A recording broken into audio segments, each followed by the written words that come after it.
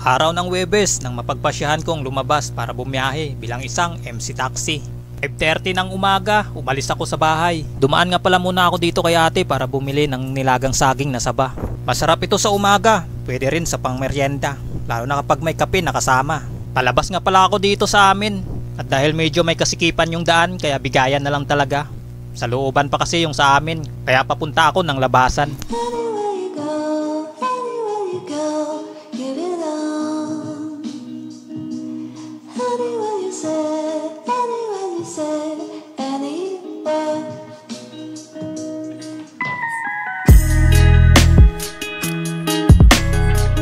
Stop over muna ako dito sa madalas kong kinakainan. Bumili nga pala ako ng pansit, sinamahan ko na din ng kape. Mas maigi nang may laman ng tiyan para may lakas mamaya yung aking mga braso para sa mga heavy duty na mga pasahero. Biro lang. Kakatapos ko lang kumain, dumaan muna ako dito ng 7-Eleven. Magtatap up muna ako dito, wala na palang laman yung Gcash ko. Nagbayad na nga din ako dito at lumabas na din para maghintay ng aking unang booking. Habang nag-ayos nga ako dito ay biglang tumunog yung cellphone ko. Hudyat na ako ay pinasukan na ng unang pasahero. 6:20 na nga pala ng umaga. Dito lang din pala sa San Valley yung unang pick up ko. Dahil dito ako nakapwesto sa kabilang side, kaya naman umabot ng 1.6 kilometers yung pick up. Mabilis lang din sana at malapit kung hindi lang sinara yung shortcut dito sa may cul-de-sac. Papunta nga pala itong Ayala, Makati. Dito na din pala nagbayad si sir. At inabutan ko na din ng hairnet. Tumingin muna ako sa likuran at nung safe naman tsaka na kami umalis. Dahil maluwag naman yung kalsada kaya pinatakpo ko agad hanggang 40. At dito nga ay tinanong ko si sir kung papasok pa lang siya ng trabaho. At ang sagot naman ni sir ay oo, pero hindi naman daw siya nagmamadali. Kaya naman takbong pogi lang kami. At dito nga pala kay Kasundo, hindi ko hinahabol yung incentive. Kumita lang ako ng above minimum ay okay na ako. No boss, no pressure at hawak ko ang oras ko. Makauwi lang ng ligtas, doon pa lang panalo na ako. Karating na nga pala kami sa drop off area ni sir. At nabanggit ko nga pala kay sir na ako ay nagpa-vlog bilang libangan at katuwaan lang. Paalam na din ako kung pwede ba siyang masama sa aking video at pumayag naman si sir. Madalas ko nga pala itong pinapaalam para hingin yung consent nila para na din sa privacy ng aking mga pasahero. At nakakatuwa naman dahil halos lahat ay game naman. Naghintay lang ako ng ilang minuto, pinasukan na din ako ng sumunod na booking. 6:48 na nga pala ng umaga. So ayun mga kasiging, pinasukan ulit ako ng panibagong booking dito. Bali pangalawang booking natin, so time check 6:48, kakadrop lang natin dito, pinasukan kagad tayo. Papunta naman siyang Avocado Street, Taguig. Dito lang din sa may Glorieta 5. At dito nga ay natawa kami parihas ni ma'am, tumawag kasi siya, magkaharap lang pala kami. Hello ma'am. Hello po. Ma'am, kaharap niyo ma'am.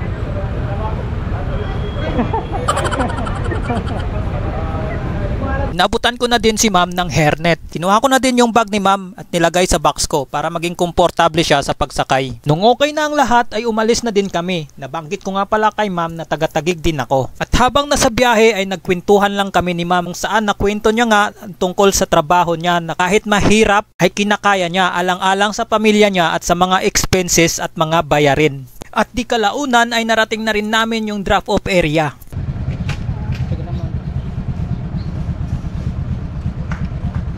Inabot ko na din yung bag niya at pinaalam ko na din kay ma'am kung okay lang nakasama siya sa video ko at pumayag naman si ma'am, alright. Nagpa-vlog po kasi ako. Kaya lang po ma'am, masama kayo sa video ko.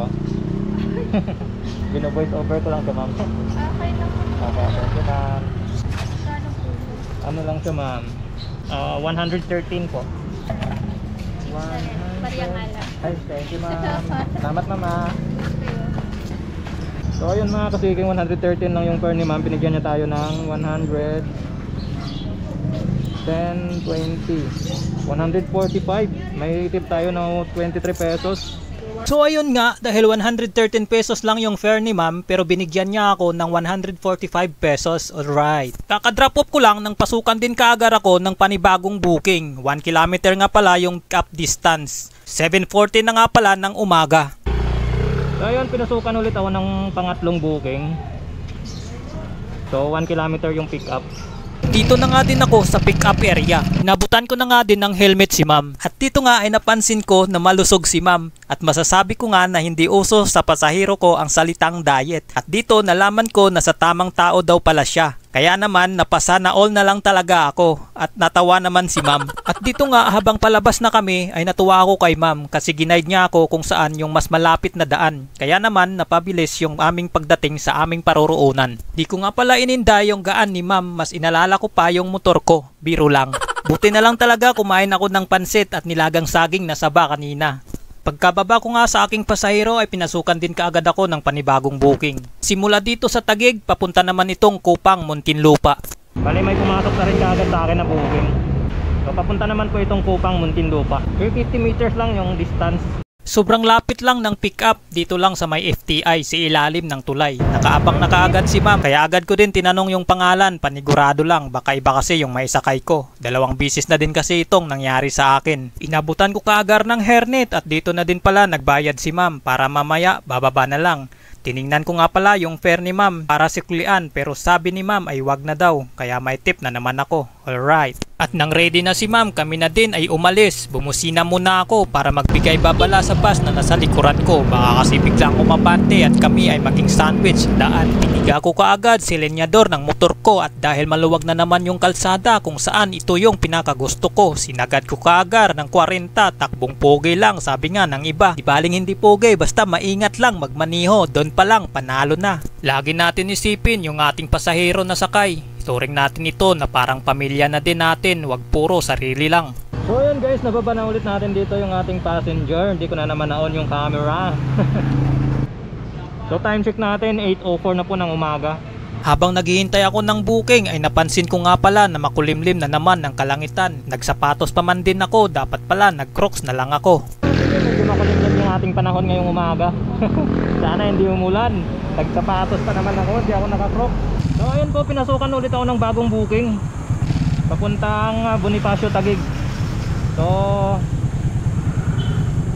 fare po nito 215 pesos. Tapos GR pay po siya. So laban na to.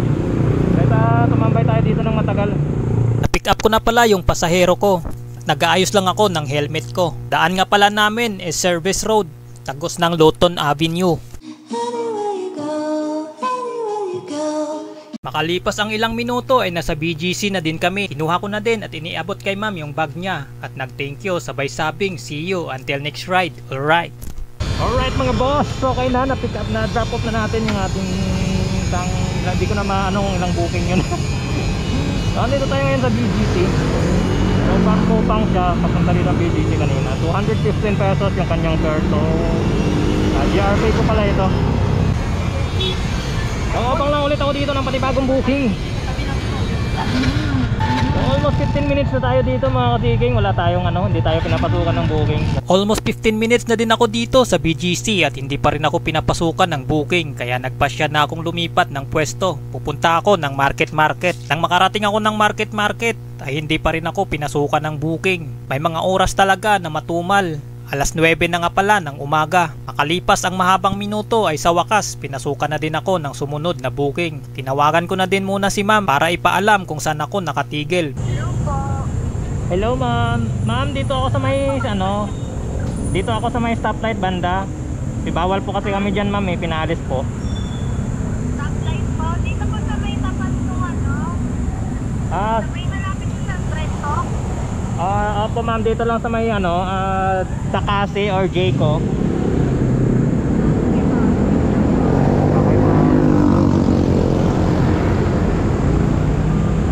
Nung dumating si ma'am ay inalo ko kaagar ng hairnet. Pinalagay ko na din yung bag ni ma'am sa box ko at inabutan ng helmet. Nung nakasakay na si ma'am ng maayos ay umalis na din kami. Papunta nga pala itong Makati sa may Chino Rosis lang. Naibaba ko na nga pala dito si ma'am kaya sinamantala ko na yung oras para makapagpaalam kung pwede ko siyang maisama sa video ko at dahil ako ay nagpipiling vlogger, sabi ko. Okay lang kasama kayo. Sige. Vlogger kasama. Okay. Ingat kuya. Umayag naman si ma'am kaya all goods talaga. Nag-thank you na nga pala ako dito kay ma'am sabay sabing ingat ka. Dito nga pala sa Makati may part ng kalsada na bawal tambayan ng matagal. At dito nga pala ako tumambay sa may likod ng Ayala Bus Terminal. Bumalik ako dito sa may tambayan dito sa may likod ng Ayala Terminal Station. Pinasukan din ako ng booking matapos ang mahabang paghihintay. So ayun mga kasiking, after 15 minutes pinasukan na din tayo ng booking. So simula dito sa Makati Papunta naman itong Sun Valley, papunta sa amin. So sakto lang, diretso uwi muna ako. Kasi medyo matumal eh. Balik na ako mamayang hapon. Sakto lang kasi yung pasahero ko na naisakay ay papuntang Sun Valley, Paranaque at malapit na lang ito sa amin. Pagkatapos kong maibaba si ma'am, nagpasya muna ako na umuwi. Sakto lang din naman, mag alas 11 na at magtatanghalian na din. Di na nga pala ako bumiyahe at kumita nga pala ako dito ng 900 pesos, bawas na gasolina at top up. Mahigit 4 na oras natin sa kalsada, hindi na masama. Ilang oras lang, above minimum na. What if pag nag full time ka pa kaya? Yung ganitong pera, hindi natin ito kikitain kung nakatambay at nakatunganga lang tayo sa bahay. Sa panahon ngayon, diskarte at sipag lang talaga yung puhunan kung gusto mo talagang magkaroon ng income. Huwag mong isipin yung sasabihin ng ibang tao. Ano pa man ang iyong trabaho. Huwag mong babaan yung tingin mo sa sarili mo. Ang importante, marangal at galing sa mabuti yung pinapakain mo sa pamilya mo. Laban lang tayo sa hamon ng buhay. Kung nasa baba ka ngayon, sipagan mo lang. Grind lang ng grind. Hanggat wala tayong inaapakang ibang tao, kilos lang, walang swerte. Kung aasa lang tayo sa mga mahal natin sa buhay. At dito ko na pala tatapusin itong video na ito. Kung umabot ka man dito, maraming salamat sa panonood. At kung bago ka lang pala sa channel ko, ay huwag kalimutang mag-subscribe. Hit mo na din yung notification bell button para updated ka kapag may bago po akong upload na video. Once again, this is Vin, as Vin Seeking TV. See you on my next vlog, and peace out.